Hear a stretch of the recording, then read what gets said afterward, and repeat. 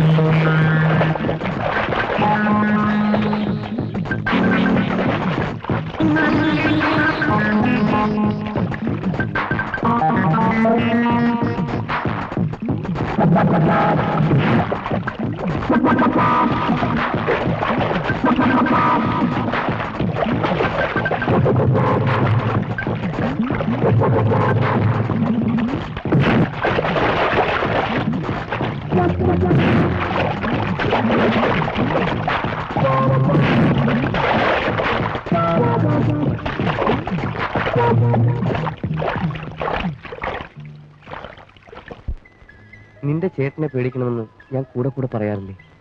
നിന്റെ ശരീരത്തിലൊന്നും തൊട്ടതേ ഉള്ളൂ, ആ പാർട്ടിയുടെ എല്ലൊടിച്ചു വിട്ടു. സൂക്ഷിച്ചോ? കാത്തു സൂക്ഷിച്ചു വെക്കാനല്ലേ ചേട്ടൻ അനിയത്തി എനിക്ക് തരാൻ പോകുന്നത്. ഇങ്ങനെ ഒരു ചേട്ടനെ കിട്ടാൻ ഭാഗ്യം ചെയ്യണം. ആ, ഞാൻ ഭാഗ്യവതിയാ. ചേട്ടന്റെ കാര്യത്തിൽ മാത്രമോ? അല്ല, എല്ലാ കാര്യത്തിലും. എനിക്ക് എന്റെ ഭാഗ്യം വന്നത് നിന്നോട് കൂടിയാണ്. നീ എന്റെ ജീവിതത്തിൽ ഇല്ലാതായാൽ എന്റെ ഭാഗ്യവും പോകും. ഈ ആണുങ്ങൾ മുഖസ്തുതി പറയാൻ മിടുക്കന്മാരാ. ഞാനില്ലാതായാൽ ശ്യാം എങ്ങനെ ഇരിക്കുമെന്ന് എനിക്കൊന്ന് കാണണം. ഷടാ, ഞാനെങ്ങാനും മരിച്ചുപോയാൽ പിന്നെ ശ്യാമിനെ കാണാൻ പറ്റില്ലല്ലോ. മരണം മണ്ണാൻ കട്ട, അനാവശ്യം പറയാൻ നാവടക്ക് പെണ്ണേ.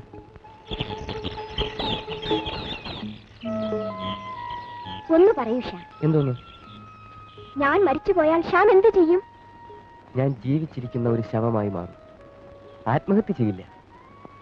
നിന്നെ എന്നിൽ നിന്നും പിരിച്ച വിധിയോട് പ്രതികാരം ചെയ്യാൻ ഇഞ്ചിഞ്ചായി ഞാൻ എന്നെ കൊല്ലും. സ്വപ്ന, നീ എന്തിനാ കരയുന്നത്? ശ്യാം മരിക്കുന്ന കാര്യം ആലോചിച്ചപ്പോൾ. സ്വപ്ന, നീ ഞാനും തൽക്കാലം ഒന്നും മരിക്കാൻ പോകുന്നില്ല. ഇപ്പൊ നമുക്ക് ജീവിതത്തെ കുറിച്ച് ആലോചിക്കാം, പോരെ? ഏയ് ഏയ്, ഒരു സത്യം പറയട്ടെ. എന്താണ്? നീ ഒരു ശുദ്ധ വണ്ടിയാ. ആയിക്കോട്ടെ.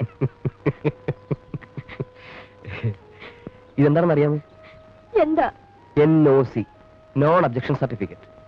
ഫോറിനിൽ പോകാനല്ല, പിന്നെ നമ്മുടെ രണ്ടുപേരുടേതുമായ ലോകത്തേക്ക് പോകാൻ. അച്ഛനും അമ്മയ്ക്കും സമ്മതമാണ്. അവർ ഉടനടി വരുന്നു. എന്തിനാണെന്ന് അറിയാമോ? എന്തിനാ? നിന്നെ കാണാൻ.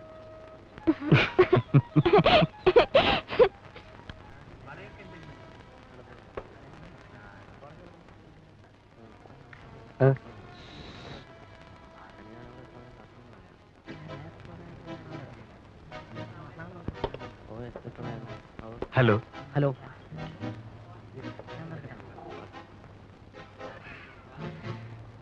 ഗൗരവത്തിൽ ആശാന്റെ ഇരിപ്പ്. ആ, ഗൗരവത്തിന് അന്തസ്സിന് എന്താടാ കുറവ്? പെങ്ങള് സമ്പാദിച്ചുകൊണ്ട് കൊടുക്കല്ലേ?